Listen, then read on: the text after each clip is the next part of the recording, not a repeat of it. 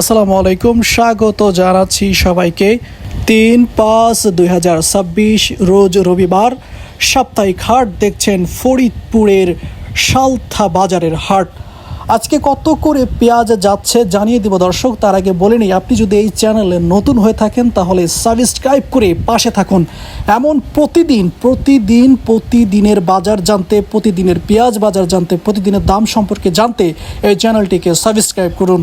আজকে জানিয়ে দেওয়া হবে কত করে যাচ্ছে পেঁয়াজ, সর্বনিচে কত আছে এবং সর্বোচ্চ কত করে দাম যাচ্ছে, সব কিছুই এই ডিটেলসে বলে দেওয়া হবে।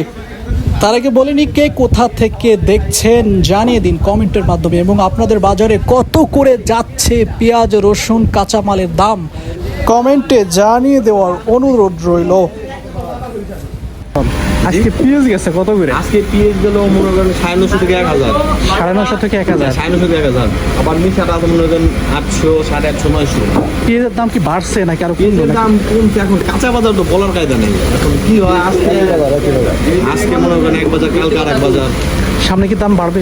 সামনে এটা বলা যাইতেছে না, এখন নির্ভর করতেছে হলো মনে করেন এক্সপোর্ট ইম্পোর্টের উপরে। আগে তো মনে হয় আপনার 950 সর্বোচ্চ ছিল, সেক্ষেত্রে বলা যায় যে 50 টাকা মাত্র। এটা তো ধরা যায় না যে 50 টাকা বাড়ছে, 100 টাকা বাজার, এটা ধরা যায় না। কারণ ইয়ার আগেও তো 1400, 1300 ছিল। একবারে দেখেন বাজার পড়ে গেল 800, 850।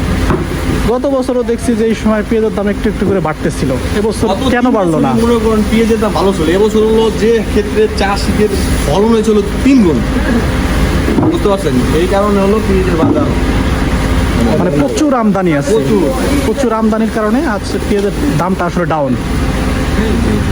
এই পেঁয়াজ যাবে কোথায়? ঢাকার কোন বাজারে? ময়মনসিংহ। এখানে আর একজন ব্যাপারীর সঙ্গে কথা বলবো, জানবো এবং জানাবো যে তিনি কত করে আজকে পেঁয়াজ কিনছেন। তা চলুন যাই, তার সাথে কথা বলি এবং জানানোর চেষ্টা করি যে তিনি আজকে সর্বোচ্চ কত করে পেঁয়াজ আসলে কিনছেন এবং ওনার এই পেঁয়াজ আসলে কোথায় যাচ্ছে। আজকে কত করে পেঁয়াজ কিনলেন? আমি কিনছি মনে হয় 900, 950 পর্যন্ত কিনছি। আজকের বাজার কি ডাউন নাকি উপরের দিকে আছে? না, বাজার একই বাজার ধরে একই বাজার। এই যে পেঁয়াজের হঠাৎ করে দাম পড়ে গেল, এটার কারণ কি?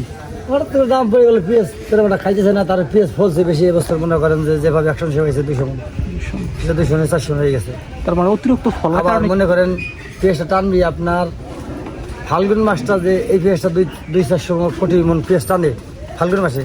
ওই ফাল্গুন মাস আপনার চৈত মাস, এই 2 মাস মুড়ি এই পেঁয়াজ উঠছে, এটা মুড়ি কাটা পেঁয়াজ শেষ করে দিচ্ছে। মুড়ি কাটা আস্তে আস্তে এই পেঁয়াজ দমাই লাগছে, ওই পেঁয়াজটা বাড়তে ঠিক আছে দেশে, এদিকে সমস্যা হয়ে গেছে। তার মানে আপাতত বাড়ার আসলে সম্ভাবনা নাই। না, পেঁয়াজের দামের বাড়ার সম্ভাবনা নাই। বাড়লি কত হবে? না 1000 হবে, না 1100 হবে, না 1200 হবে। এই যে কৃষক বলতেছে যে আমদানি করতেছে, আসলেই কি পর্যাপ্ত আমদানি করতেছে সরকার? না, সরকার আমদানি, পেঁয়াজের সরকারের কোনো আমদানি কোনো বাড়াটা করতেছে না। পেঁয়াজের পর্যাপ্ত পরিমাণে সরকার কোনো আমদানি করতেছে না, করতেছে না। যার কারণে সরকার আমদানি করছে পেঁয়াজ 10 টাকা কেজি। তার মানে ফলার কারণ হচ্ছে ফলছে বেশি।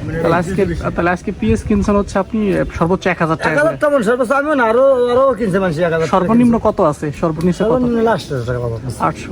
তার মানে বলা যেতে পারে যে আজকের বাজারে আছে হচ্ছে 800 থেকে 1000 টাকা, 1000 টাকা সর্বোচ্চ 1000। দর্শক, 800 থেকে 1000 টাকা ফরিদপুরের সালথা উপজেলার সালথা বাজার থেকে। ঠিক আছে, ধন্যবাদ আপনাকে। আমার পেঁয়াজটা মনে করেন যে আমার যে পেঁয়াজটা এই বাজারে, এই পেঁয়াজটা খুব কম কেনে মানুষ। আমার পেঁয়াজটা 22 টাকা লাগে, 22 টাকা লাগে।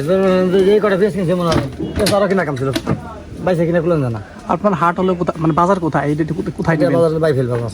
বাইফেল। ঠিক আছে, ধন্যবাদ।